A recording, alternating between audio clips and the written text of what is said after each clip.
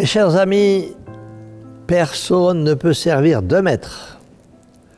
Ce passage de l'Évangile n'est peut-être pas sans provoquer dans vos esprits un certain étonnement. Et à ceux qui ne se donneront pas le temps de réfléchir, il peut sembler que notre Seigneur tombe dans des exagérations manifestes et que, à suivre de point en point son enseignement, on s'expose au risque de mourir de faim, ou tout au moins de mener une existence bien précaire et bien misérable. Mais je vous en prie, mes chers amis, ne vous scandalisez pas si vite, mais plutôt prenez la peine d'examiner la doctrine de notre Seigneur et Sauveur, et vous arriverez à vous convaincre bien vite combien sages sont ses affirmations et véridiques ses paroles. Remarquez d'abord combien est net et tranchant l'enseignement de Jésus. Personne, dit-il, ne peut servir deux maîtres.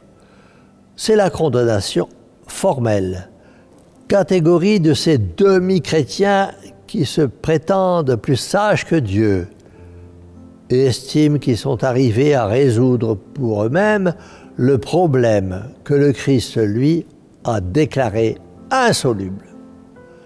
Ils font deux parts dans leur vie, une part pour Dieu et une part pour le monde, une pour leur âme et leurs intérêts spirituels, et une pour leur corps et leurs intérêts matériels, et pour la vie éternelle et pour la piété, et une pour la vie présente et les plaisirs mondains. Ces demi-chrétiens se croient plus habiles que notre Seigneur, qui, s'il promet à ses disciples le paradis en l'autre vie, il met comme condition la pénitence, les sacrifices, la douleur et les épreuves en cette vie. En s'arrangeant si bien qu'ils ont le paradis sur terre, tout en croyant s'assurer aussi le paradis après la mort, illusion! Et si vous avez l'audace de leur montrer qu'ils ne sont pas dans le vrai, ces demi-chrétiens, vous répliqueront qu'après tout, Dieu n'en demande pas tant. Illusion 1000 fois!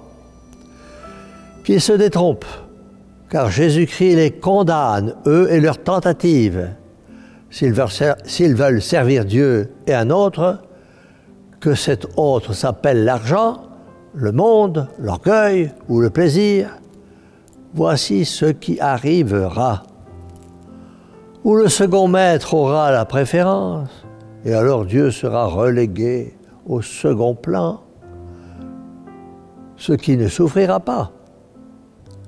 Où le traitement sera égal pour tous les deux. Mais ici encore, Dieu est avec raison, se prétend insulté quand on l'estime au prix des créatures. Notre Dieu, mes chers amis, est un Dieu jaloux qui de l'homme veut tout. Tu aimeras le Seigneur ton Dieu de toutes tes forces, de toute ton âme, de tout ton cœur, nous dit l'Écriture sainte. Mais seconde affirmation, il faut que l'homme serve un maître, quoi qu'il fasse. L'homme est toujours l'esclave de quelqu'un ou de quelque chose. Il est libre dans son choix, mais il n'est pas libre de ne faire aucun choix. Vaines donc sont les tentations de ceux qui prêchent l'émancipation complète de l'homme et lui enseignent qu'il n'y a ni Dieu ni maître. Si l'homme s'affranchit des créatures, il se fait avec bonheur l'ami et le serviteur de Dieu. Mais si l'homme s'affranchit de Dieu, d'une part, il reste toujours entre les mains de Dieu, comme l'argile entre les mains du potier, et d'autre part, il devient l'esclave réel des autres hommes, de l'opinion, de la mode, des doctrines matérialistes et impies. Il devient surtout l'esclave de ses passions et de ses vices. Ceci est tellement vrai, mes amis, que le vicieux, à qui l'on conseille de se corriger pour lui éviter l'enfer éternel, répond toujours « Je ne puis pas, c'est plus fort que moi », trouvant toujours des excuses à ses péchés. Et puisqu'il faut à l'homme un maître, il lui est donc obligatoire de faire son choix. Or, voici le choix que lui commande Jésus-Christ. Cherchez d'abord le royaume de Dieu, qui en effet mérite d'être notre maître, mes chers amis. Si ce n'est Dieu, et Dieu seul, car Dieu seul doit nous suffire. Lui qui nous a donné la vie, les bienfaits de cette terre, ne nous a-t-il pas créés pour le connaître, le servir et l'aimer? Et pourquoi donc a-t-il envoyé son Fils sur la terre, sinon pour mettre le comble à ses bienfaits, pour nous rattacher à lui, malgré nos fautes, pour nous sauver, pour nous soustraire à l'emprise du démon que le péché a fait notre maître.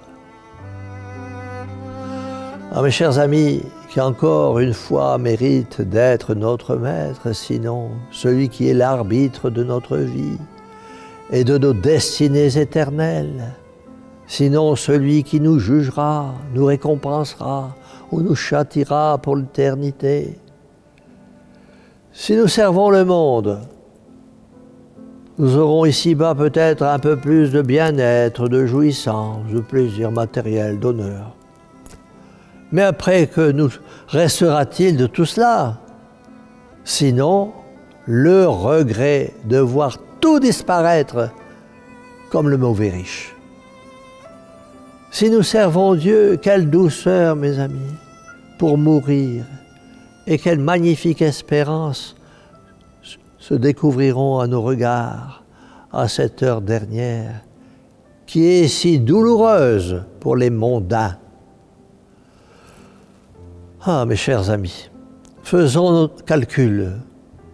Comme nous voudrons, faisons ce qu'il y a à gagner et à perdre dans l'une et l'autre hypothèse. Le résultat sera tout en faveur de Dieu. Les saints, qui étaient des sages par excellence, l'ont bien compris. Ils ont fait le total de ce que leur promettait le monde qui passe. Et ils ont mis ce total en comparaison de ce que leur promettait l'éternité, qui ne passe pas. Ici-bas, on les a traités d'insensés. Le jour de leur mort, ce seront des mondains, les ignorants, les ivrognes, les avares, les sensuels, qui confesseront leurs erreurs et la sagesse de ceux qu'ils ont bafoués.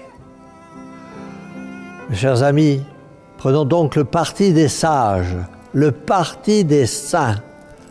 Notre Seigneur nous a dit de chercher en premier lieu, le royaume de Dieu.